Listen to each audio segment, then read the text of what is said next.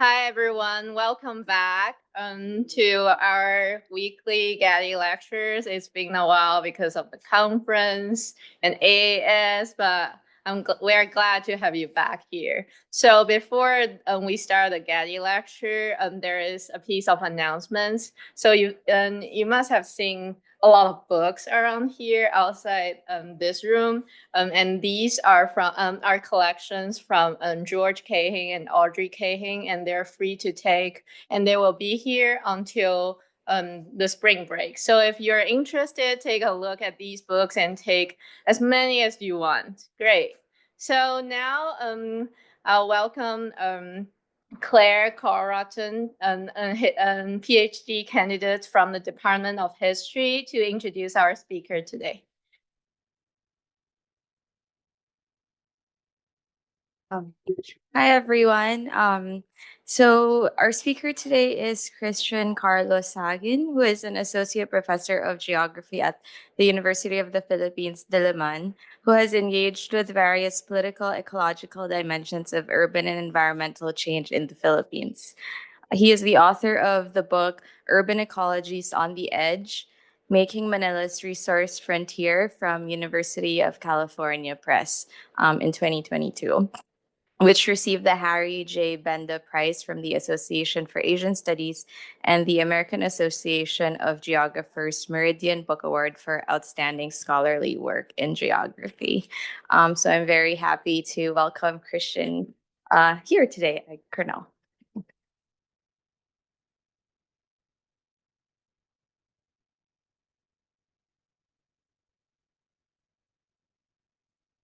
All right. Good afternoon, everyone. Thank you all for coming today. And special thanks to Legion, Shintong, and Claire for this invitation to be able to speak to you today. And thanks to Southeast Asian program as well of Cornell University. So I'm from the Philippines. So it was a long way coming here, but I'm glad to be here. And I am would like to talk to you about some of the about my more than decade-long research in the Philippines, which I published in this book that Claire mentioned earlier. Over the next 45 minutes or so, I would like to talk a bit about some of the main arguments of the book with some photos, centering around urban political ecologies on Manila's edge and some implications for understanding cities, nature, politics in this particular part of the world. So let me begin with two socio-ecological stories from across the edge.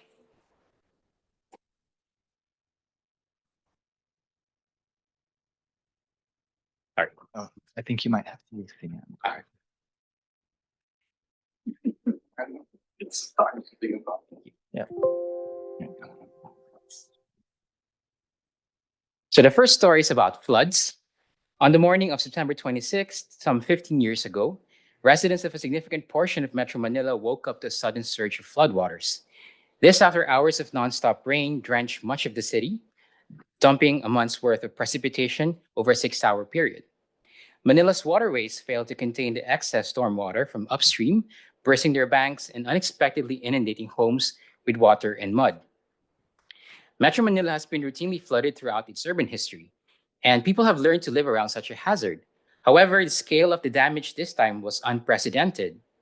And while images of catastrophe in the city circulated over the next few days, those who lived along the shoreline of Laguna Lake, also known as Laguna de Bay, located to the city's southeast, had to endure flooding for several more weeks.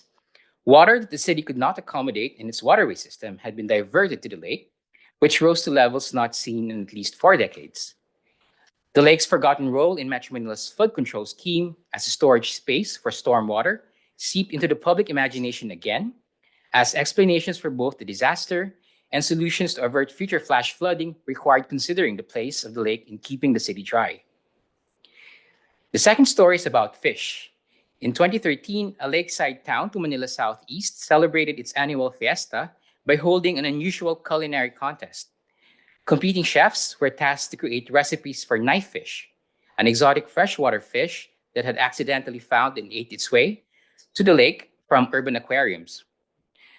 This carnivorous predator posed a serious threat to commercial aquaculture in the lake, which is an industry introduced 4 decades earlier to improve fish production and meet urban demand for cheap protein. Aquaculture enclosures eventually took hold in the lake's landscape and established a lake economy that supplied fish to urban markets. The highly invasive knifefish became a costly pest for many of these aquaculture producers, wiping out stock farm fish inside the enclosures and undermining a productive fishery. And so the culinary contest was one of several attempts by the government to contain the invasion. It sought to show that the fish was edible to the skeptical public wary of consuming an unfamiliar fish. The winning dish, shown here, called knifefish a la cordon bleu, showed that transcending the undesirability of its bland flesh and elevating its edibility required some practical and imaginative work. Fishers caught the invasive fish, making do with what was available in the lake, ecologically transformed by the boom and bust cycles of aquaculture. But due to a lack of demand in the lake, the fish had to be brought to the city, where its white flesh found use in the processing of urban street foods such as fish balls. The exotic knife fish presented an unintended antithesis to farm fish from aquaculture, deliberately introduced to improve livelihoods of lake dwellers. That we have both types of fish, one an invasive pest and the other a farm commodity, and ended up as consumed as food in Manila, shows the close and changing socio-ecological relations between the city and the lake in urban provisioning. As urban socio-ecological stories beyond the city, the problem of floods and fish exposed urban connections that have been slowly built over time. This as cities expand their edges and enroll resources from elsewhere. Urban environmental trajectories are inextricably tied to their frontiers through a process that reconstitutes urban and rural spaces, ecologies, and lives. And this is the story that I wish to explore in this book, taking the question of urban provisioning and what kinds of work are necessary to make and maintain these relations. I draw from diverse approaches in urban, environmental, and agrarian studies in order to cast light on urbanization as a frontier-making process, one that brings together natures, landscapes, and peoples across space in finding geographical solutions to urban resource challenges. These overlook beyond the city spaces, like Laguna Lake, are made to work to deliver vital resource flows that sustain city life. More about Manila, which has an extended metropolitan population of more than 20 million, capital of the Philippines, second largest city, megacity in Southeast Asia. It is a watery city, sitting on a narrow stretch of land with water on two sides. To the west is Manila Bay, a historically important body of water that has linked the former colonial capital with the rest of the world for centuries. The Pasig Marikina rivers, the main arteries of the city, link this bay with the other water body to its southeast, Laguna Lake. And Manila's metropolitan area has experienced tremendous growth over the past half century, expanding in all directions where it can, including the sea, with many of these reclamation projects going on at the moment. And it's also characterized as being spatially fragmented, with multiple enclaves being surrounded by the rest of the real actual city. And these kinds of spatial fragmentation has also been reproduced to areas on the edges, where rapid transformations have been taking place. And this includes along the shores of Laguna Lake, which is a 900 square kilometer shallow and nutrient-rich freshwater lake, which became an important node in many state development project designs. So one can say that the state imagined the lake as a convenience resource frontier, and as it developed, techniques of simplifying, erasing, and undercounting complex lake socio-ecologies intersected with lake dwellers' practices of living amid increasing urban connections. The state introduced aquaculture in 1970 to spur regional development while supplying steady flows of cheap fish for a city amid a crisis in capture fisheries. But this was not without contradiction, as aquaculture's expansion marginalized the same fisherfolk, producers, and exposed city consumers to cheaper and more abundant, but less desirable and sometimes more unsafe fish. Managing the stormwater function of the lake through a flood control network prevented flash flooding in the city, but channeled stormwater to the lake and magnified risk for lake dwellers and their production. Following both fish and floodwaters make visible the assemblage of flows, landscapes, and infrastructure most dynamically found in and beyond what we can call the urban edge. So I use the term edge here as it invokes at least three meanings that capture a sense of peripherality. As a location, it refers to the urban fringe, the zone where the city dissolves into the beyond the city. More of a continuum, it is gradual, patchwork, and ambiguous, shaped by a mix of multiple logics and unpredictable juxtapositions. As a relation, the edge also denotes limits, transition, and liminality, being wedged between two worlds, in between core and margin, city and frontier. And as a condition of uncertainty, precarity, and being unsettled, the edge also suggests socio-ecological relations marked by shifts and surprises. There's a looming sense of being on the precipice of transforming into a different state, and a sense of undecidability and provisionality. And with the edge, I also explored two other concepts, frontier and metabolism. The frontier opens up possibilities for relationally understanding urban spaces transformed beyond the city.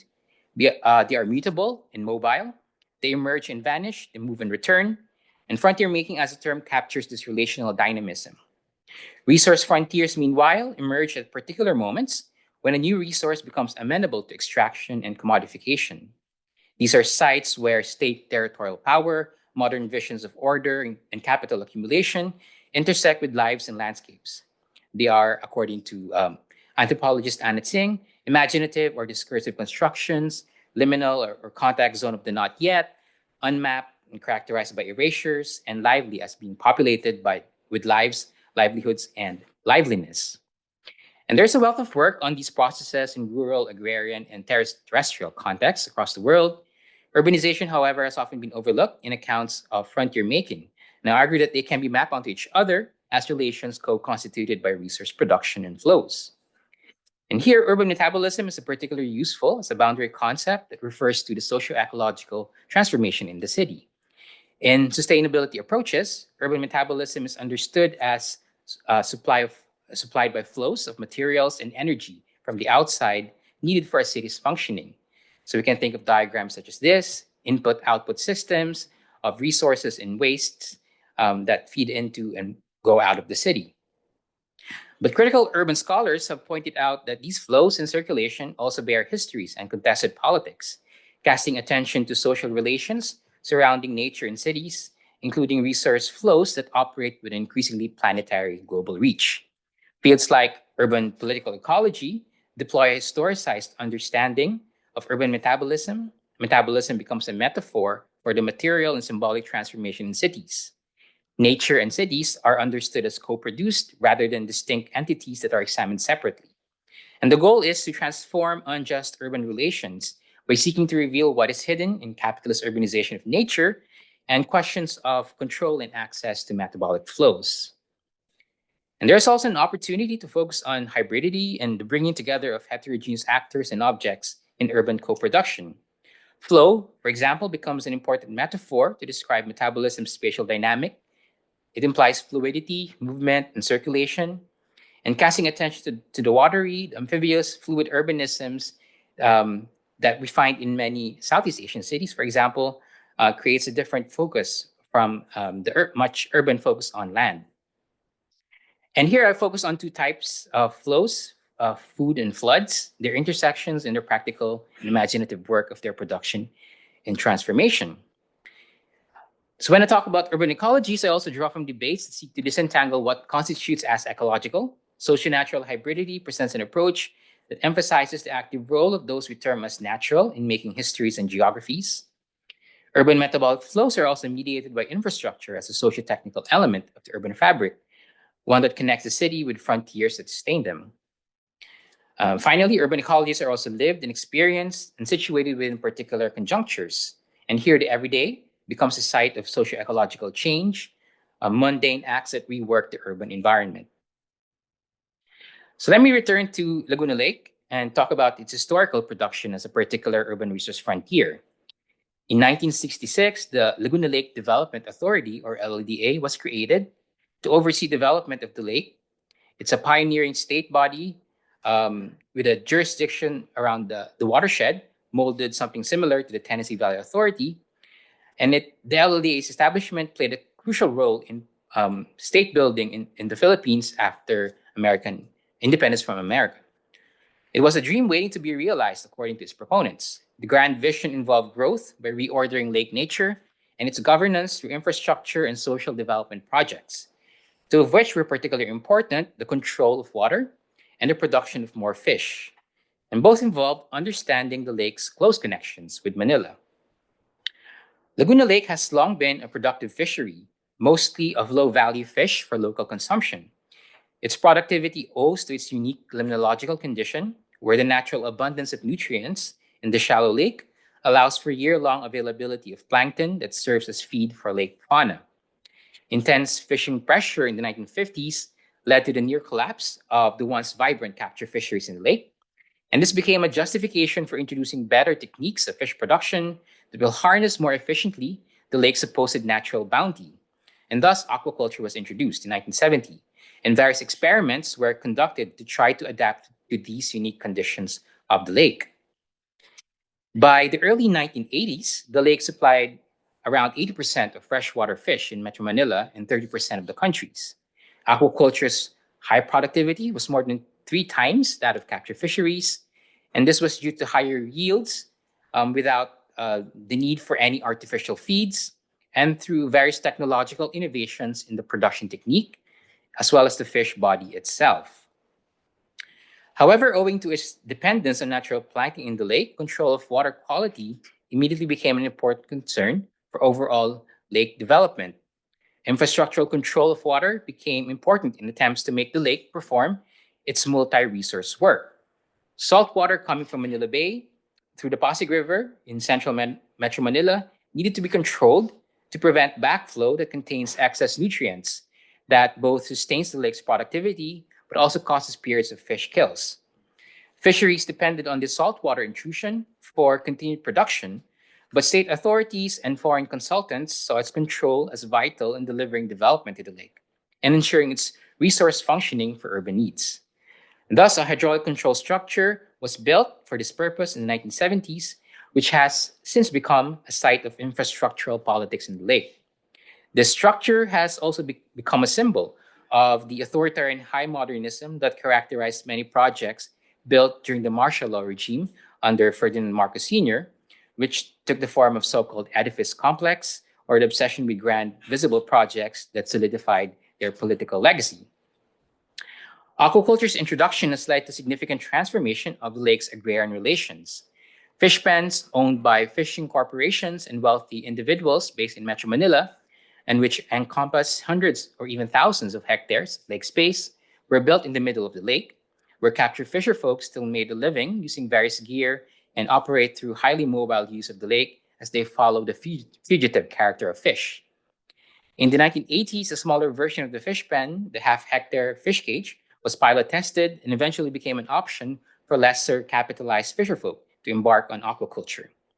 So together, these three production systems, fish pens, fish cages, and fisherfolk, still coexist and conflict with each other, creating patchwork and even agrarian trajectories that are shaped by place histories and local economies.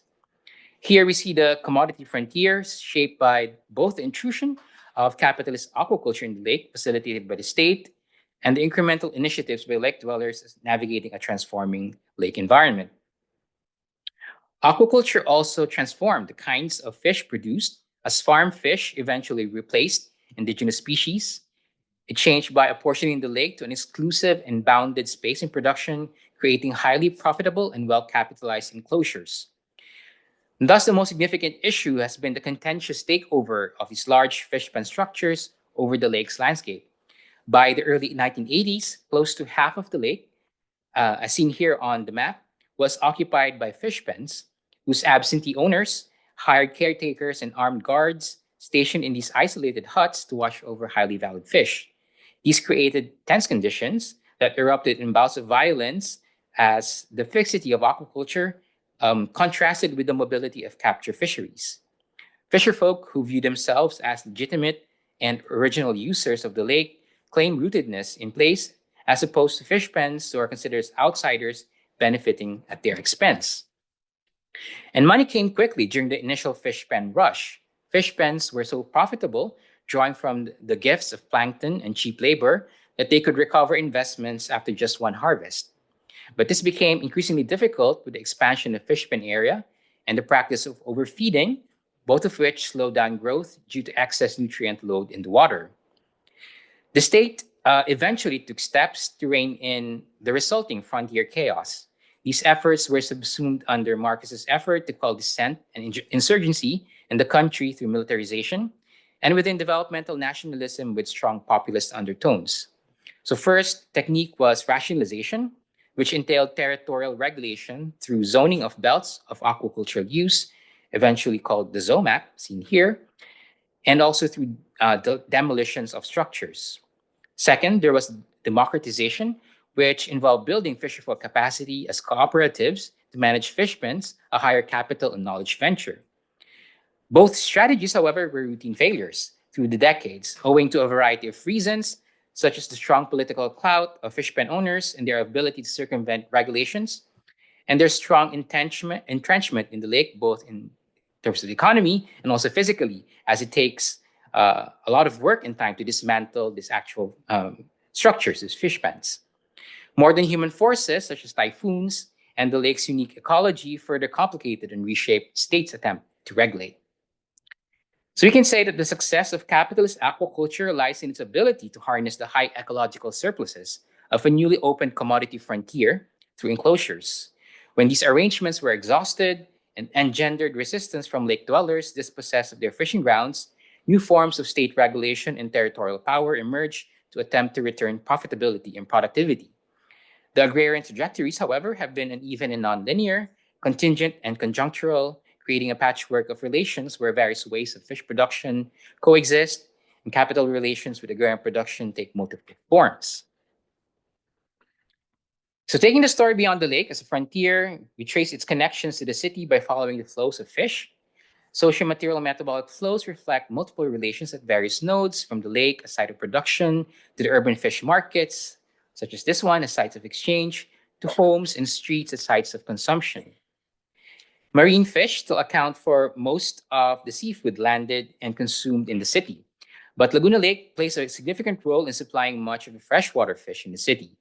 And this is especially important considering the crisis in marine fisheries in archipelagic Philippines, where traditional staples such as galunggong or roundscad, known as the poor folks' fish, have become expensive and are now being imported.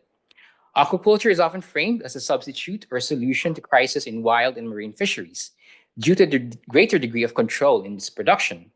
In this regard, Laguna Lake fisheries accounts for much of farm fish consumption in the city, despite not being the preferred fish and despite fetching the lowest prices in the markets. This emphasis on cheap fish is important as much of the urban population in the lower income classes, which accounts for as much as 3/4 of the city, rely on fish as their primary source of protein. This diagram presents a map of the value chain of Laguna Lake fish, from inputs to production in the lake to exchange and consumption in the city.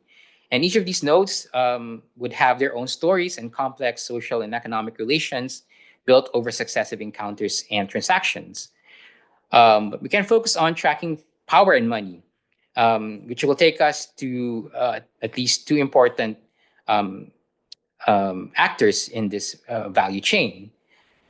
So we have, for example, the fish pen operator I mentioned earlier, as well as brokers in the city's largest fish market. In some cases, these are owned by the same corporations or families, but together they exert considerable control and influence in the flows of fish, from decisions of how much and when to harvest, to storage, auctioning, consignment in the fish market.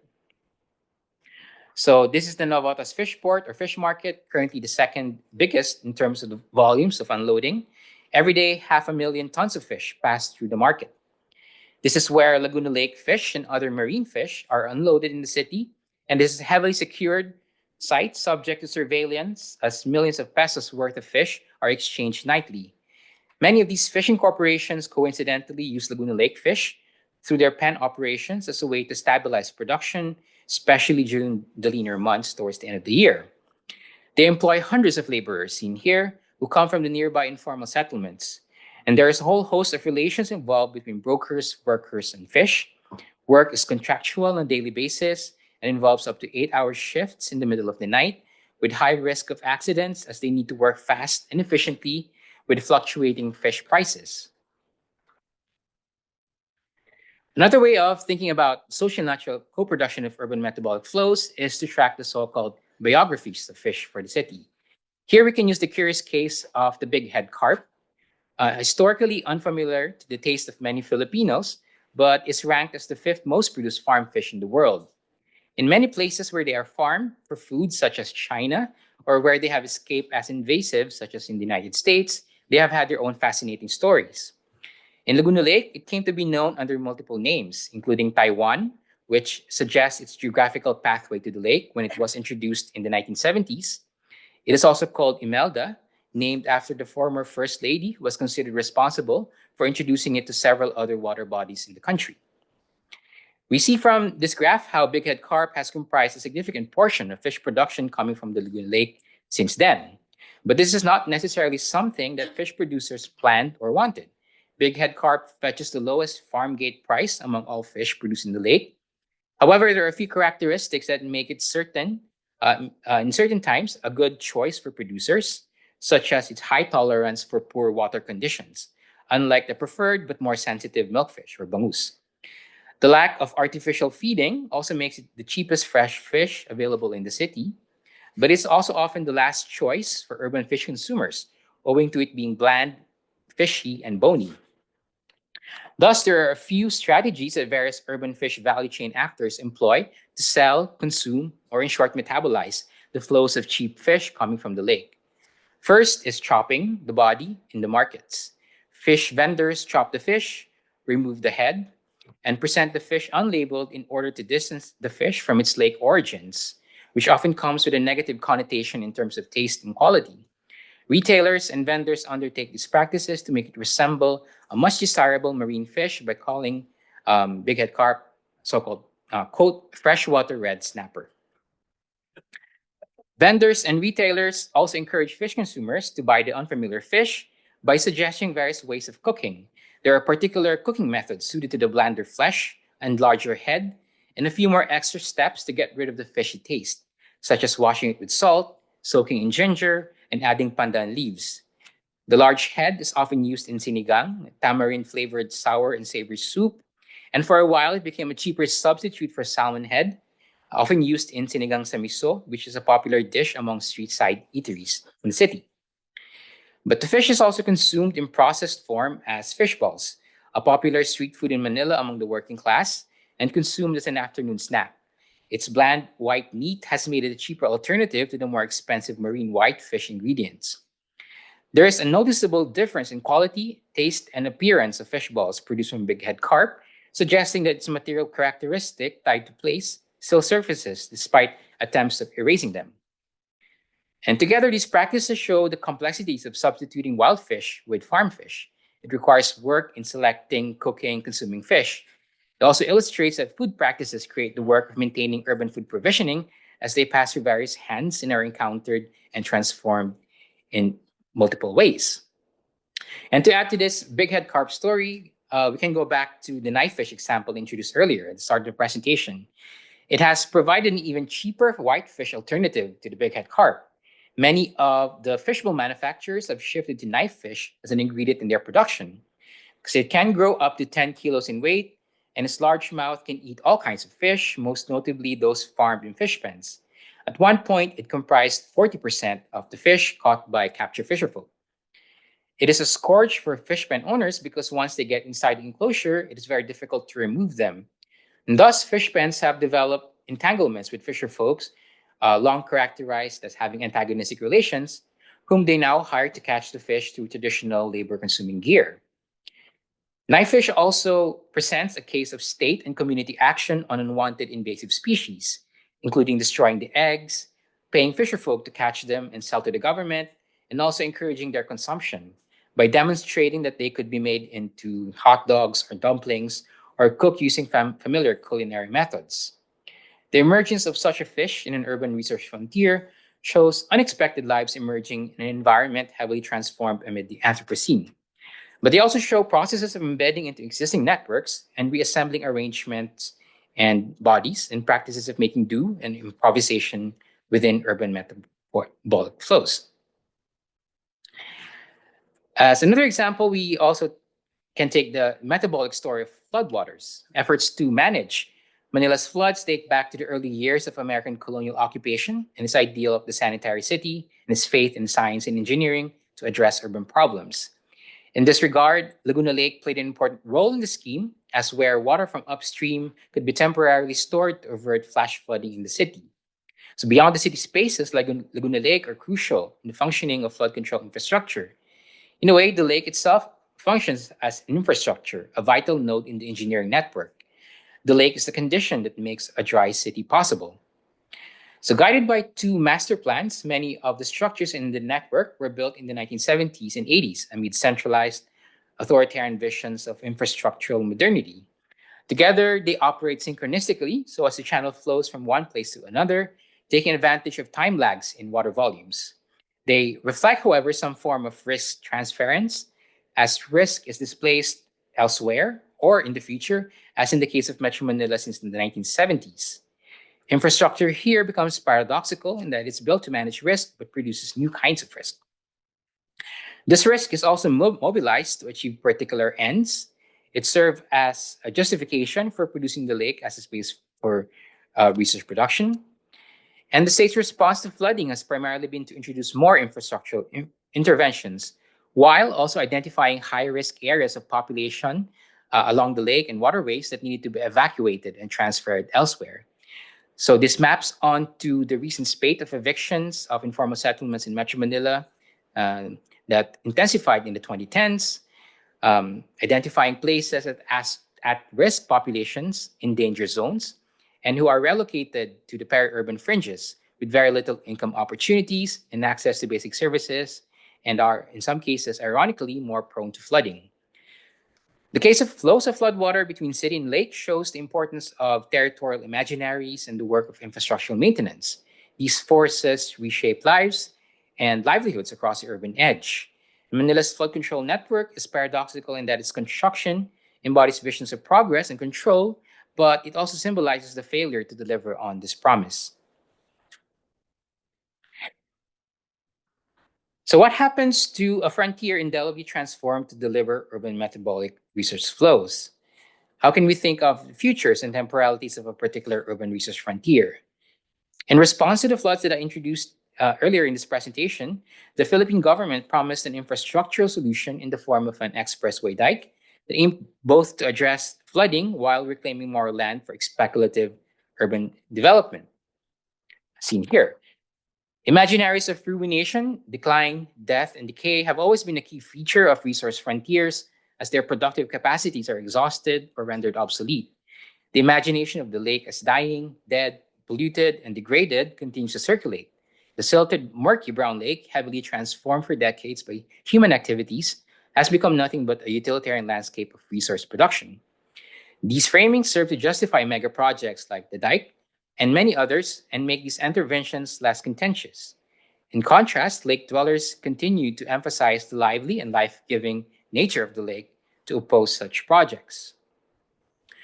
Rumination also serves a different political purpose as a technique to justify authoritarian interventions.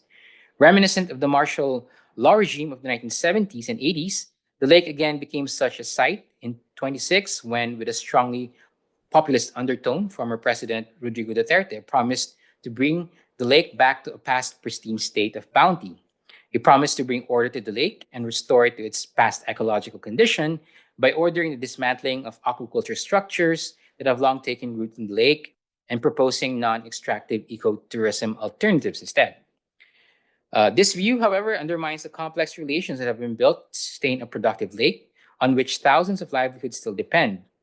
This, as the government's infrastructure push aims to solve many of Manila's metabolic problems by building more contentious infrastructure here and elsewhere. In the last decade, Laguna Lake has also been tapped to address the crisis of climate change through its central place in pioneering renewable energy transition technologies in the country, a key agenda of the current president and son of the former dictator, Ferdinand Bongbong Marcos Jr. As a new landscape of the energy transition, the lake has been identified as a space to host one of the world's largest commercial floating solar installations to supply the grid that serves Manila's and the country's urban core. And this is expected to power over 2 million homes once it's operational in 2027. These projects are currently being developed over 2,000 hectares of lake space, seen here on the map, by three domestic and foreign corporations. So key here is the articulation of these new corporate foreign investment-driven floating solar projects with the urban agrarian relations entrenched in the lake. There is a reconfiguration of the capitalist dynamics in the lake as energy has become more attractive to capital than agriculture in these agrarian spaces, perhaps due to greater control and lesser uncertainty and variability in the commodity transformation processes associated with energy. Floating solar promotes the promise of synergy with existing landscape configurations and its ability to co-locate with agricultural activities, thereby justifying their installation as opposed to the more contentious issues surrounding land in terrestrial solar farms. Fisherfolk, of course, are wary about such promises given their experience with similar pioneering technologies that caused forms of dispossession just half a century prior. They worry about how floating solar farms will further shrink their fishing grounds that have already been reduced by past development projects. So one promise of a metabolic lens to urban resource frontiers is that it extends the stuff of politics, taking us to various sites of dispossession, inequality, and struggles, and to potential sites of interventions and way of seeing. In 2021, at the height of pandemic lockdowns in the city, community pantries began sprouting up at various street corners in Metro Manila. Many of these were aimed to provide access to food for residents amid highly restrictive lockdowns that caused hunger for many urban residents. Fisherfolk from Laguna Lake showed solidarity by donating more than 50 kilos of fresh tilapia to one community pantry serving an urban poor community. In a way, this demonstrated the possibility of being able to supply fish from the lake, especially to those who are in need. But the Fisherfolk group also emphasized the need for structural change and support in the production system to enable them to continue supplying food to the city. Edges like Laguna Lake, after all, are sites where multiple eventualities emerge and diverge as urbanization rolls out temporally with incomplete and undecidable trajectories. Edges are also vital grounds for forging political possibilities as people attend to their livelihood needs through diverse rhythms of practices, such as in the patchwork contiguities of the overlooked urban frontiers, which I hope to show in this work are productive sites from which to think through the making and remaking of cities, frontiers, and their ecologies. Thank you very much.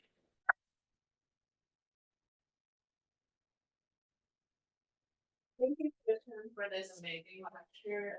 Now let's move on to the Q&A section of this talk. Does anyone have any questions? Here. Yeah, so thanks for the talk. It's really interesting. So my question is from the slide 20, when you mentioned you're showing the framework of radical incrementalism. But my understanding of incrementalism is that it's in check the market, it's often gradual. Right. It's not radical. So if you probably explain this, but if you could explain a little bit more what it looks like, and something radical. Right. That's exact.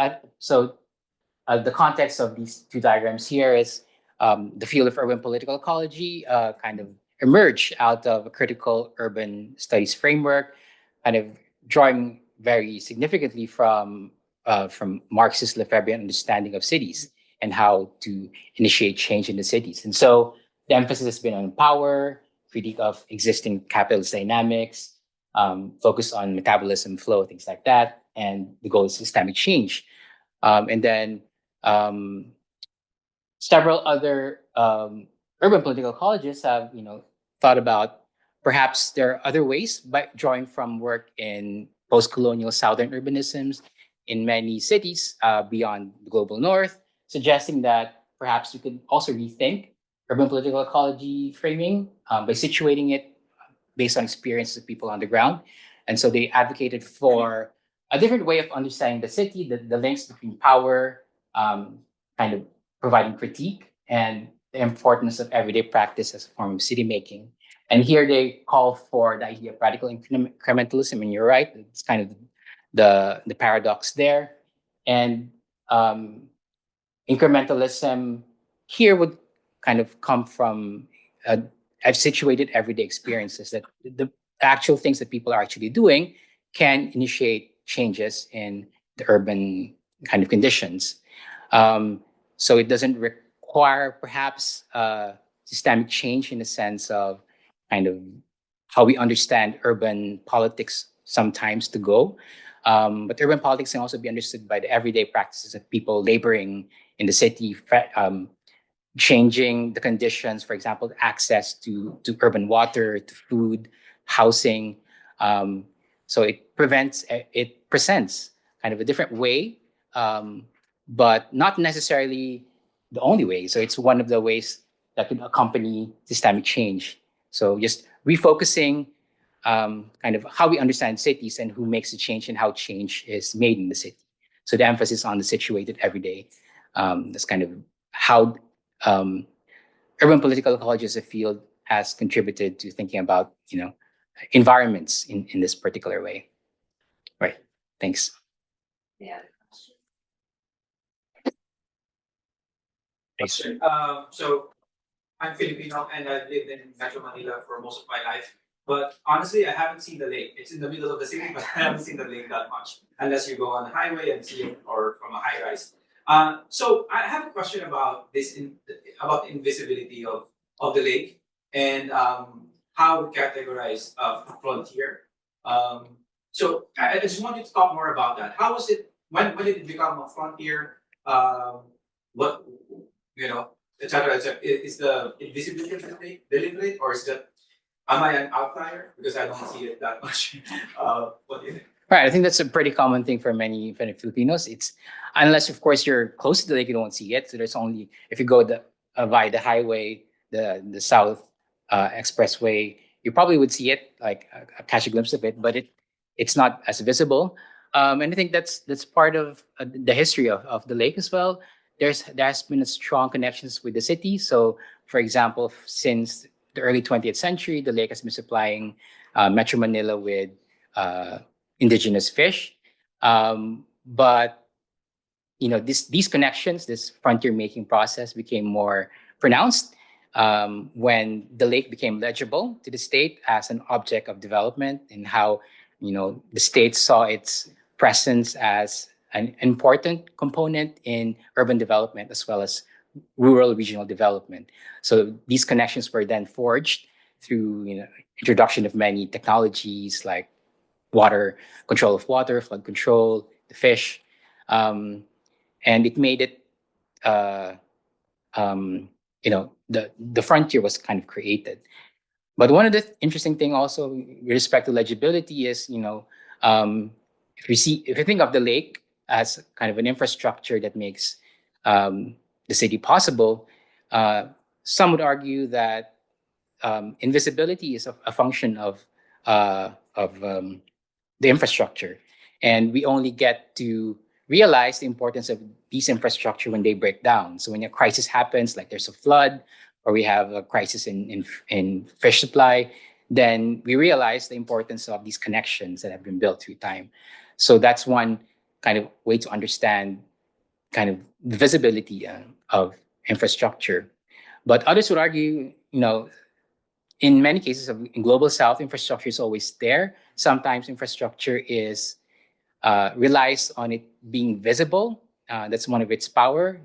For example, the emergence of the Marcoses in the Philippines relied on the reemergence of Marcoses in the Philippines relied on this kind of visibility of infrastructure that the older dictator Marcos was able to build all this infrastructure that we are benefiting up until now, and therefore kind of the golden age of infrastructure that we need to get back to, so that revitalize the careers of the Marcoses.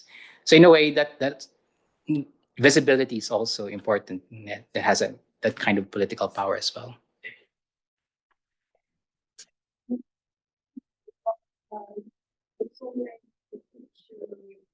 Data centers is what you say you're looking at where the data centers are located around Manila, that there's going to be a big project to respond to growing data usage. Because I'm wondering if the solar panels and all of this need to really, create more electricity. Yeah, I mean, it could have, but at the moment, many of the data centers that I know of in surrounding Metro Manila are uh, um, located in they rely on the grid, which is still very much powered by fossil fuels. I don't think there's a lot of data centers that have their own source of energy yet. They might be thinking about it, especially with the emergence of renewable energy and the solar and things like that. But as of the moment, a lot of these are still very much grid reliant. There are also new smart cities that are being built in the Philippines, and they also have data centers, and these are enclaves, and they have their own infrastructural kind of connections there as well. So there might have some opportunities for these kinds of enclaves to produce their own energy for these data centers. Yeah. Know a little bit about the data centers in there, especially now with AI. But a lot of the solar power that's being developed, solar renewables power that's being developed, a lot of it actually goes to data centers and not actually to cities. So indeed, it is about replacing fossil fuel, but it is to replenish the grid, to support these. All right. Corporate, you know, money making. It's another form of extraction that doesn't really. So I'm curious how much that has been. Yeah. Yeah, that could be an interesting thing that might happen in the Philippines, especially since a lot of these projects are also corporate driven. So in the Philippines, renewable energy projects can be fully owned by like foreign corporations, and the Philippine energy sector is fully privatized, and so it's not maybe too much to think about. That's probably what's going to happen.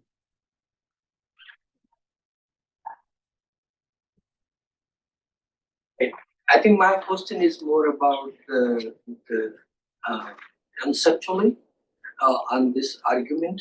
So I think when I was like when I'm reading your presentation, it seems to me you're talking about something about governance of the resources, or the government is trying to govern a market, and aquaculture and fish is also part of that paradigm. So my question is whether it's just like inclusively or selectively this development is taking place, or there is a bigger development taking place within the Manila or within the Philippine, and this and also in Saigon and every other cities, and this new liberal urban or infrastructure development is in that we can see in broader perspective. So my question is, so if we see in that broader perspective, then how can you explain this not just in this but broader development paradigm of Philippine, and then locate this there, this argument you are making?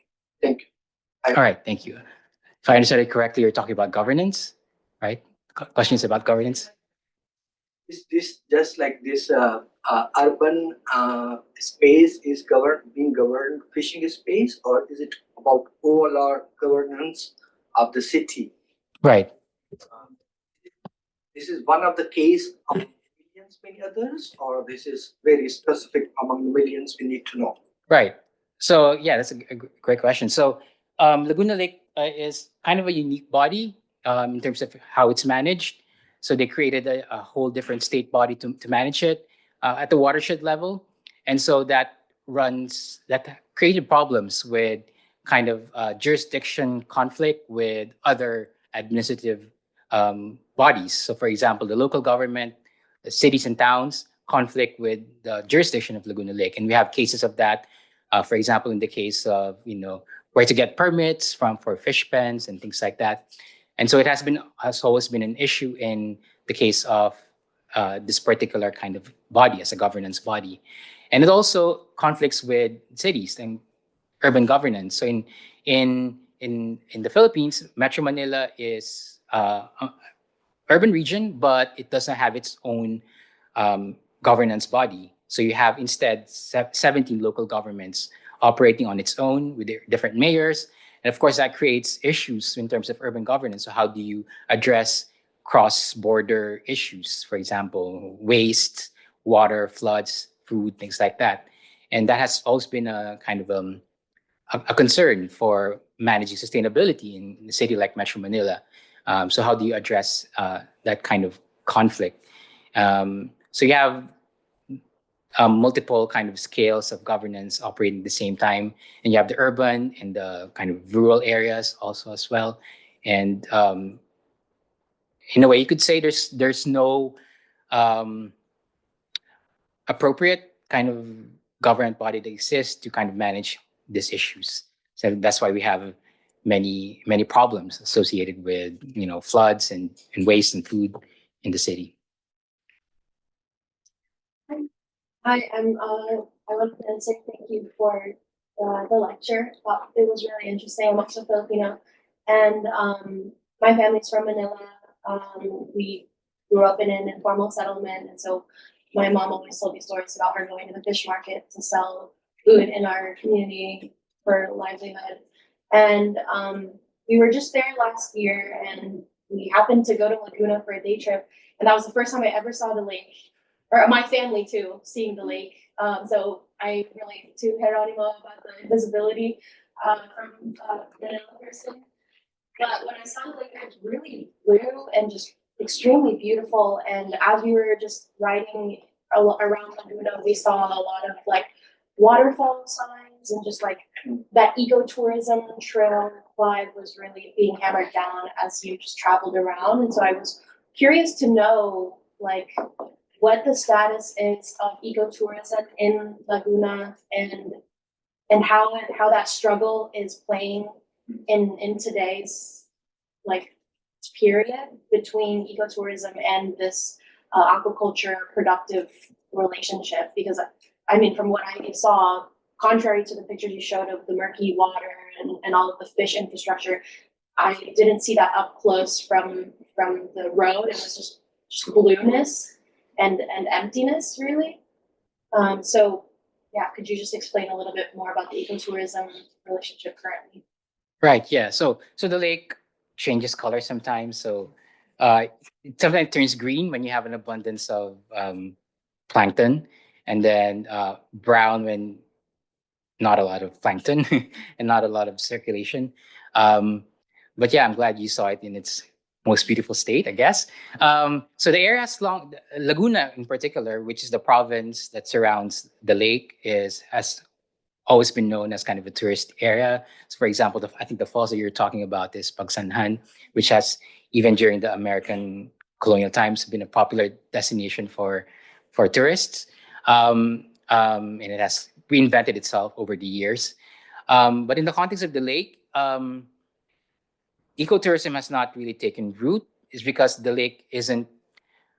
Uh, it's not like somewhere you could swim in. I mean, people can swim in it, but you don't go to Laguna Lake to swim. Of course, you go to the beaches and the nice.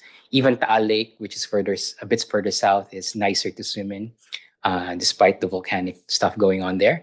But yeah, it's not as perhaps most well known for tourism. Although again, I mentioned earlier about kind of Duterte or President Duterte wanting to turn it into an ecotourism zone. The idea is to remove the fish pen so that it becomes kind of more pristine in its kind of look. But that hasn't really taken root because there's just no strong push to make it an ecotourism site. And um, uh, yeah, I think if you were going on, uh, a visit to Metro Manila, this wouldn't be the first place you would think about visiting. But of course, there is kind of that beauty there. If you look at the writings of Rizal, so Jose Rizal grew up along the Laguna Lake shoreline. He wrote, beautiful stuff about what he saw when he was young. Yeah, perhaps that could be recovered, and that could be a kind of center of the ecotourist campaign that they could promote in the lake. Yeah. Yeah, so I was curious if you could talk a bit about this like influencers community priorities. I guess what I mean is the media influencer is very things that are in like land and then expand. Right. And so I guess I'm just curious, yeah, like how the process of enclosure works when it's water, and how that's going to particularly since there's a body. Right. I think that's the one of the key distinctions of enclosures in water bodies. It's a lot more difficult to enclose, for example, fish in water body. So, for example, you have these fish pen structures. They are located in the middle of the lake, so their isolation makes it difficult for them to watch over fish, especially when these are uh, hundreds of hectares big, and so they require particular changes in how you manage fish. So for example, you have main houses and guard houses located on the lake. They have a system of surveillance. They would go and watch over the lake 24/7, the space of the enclosure. Um, you have, of course, the conflict between, when fisher folk catch fish, they don't really care where, they just follow the fish, where the fish would go. Sometimes the fish would go near these structures, and that would become a cause of conflict for fish pens and fisher folk. You have the issue of, for example, you want to speed up production, so you dump feeds into this particular enclosure, in this particular lake, to speed up production. But because of the fluidity of water, movement of water, uh, the feeds that you dump would end up in the next fish pen, for example. So those kinds of dynamics make it a lot more complex in a way. So it requires a different um, deployment of labor. So labor is deployed differently, perhaps, when compared with enclosures on land, especially also in terms of rights. So rights for water is different. Space in the lake is different from those on land. They don't technically own the space. They lease it from the LODA, from the government. And so that also creates kind of a different dynamics when compared with land. So elements of fluidity, flow, the wateriness of these kinds of system create a different set of relations, both ecological and also in terms of labor workforce, as well as relationship with those who also depend on the water. And so I think that's a key thing to also think about when thinking about enclosures on water. And I think the same thing would also hold with the new technologies that you're developing, like the floating solar. So the floating solar, the goal of that is to bypass the issues that they found with terrestrial land-based solar, because land-based solar has very clear conflicts with agriculture, unless you're talking about agrivoltaics and you kind of mix them together. So floating solar promises kind of, we don't have this problem if you put it on the water. So, but the water is also productive in a different way when compared with land. So you create all these dynamics as well. So I think, yeah, it's very important to pay attention to the difference between water and land and how you assemble these productions surrounding whether land-based or water-based. Great. Thank you for this amazing lecture. Let's give another.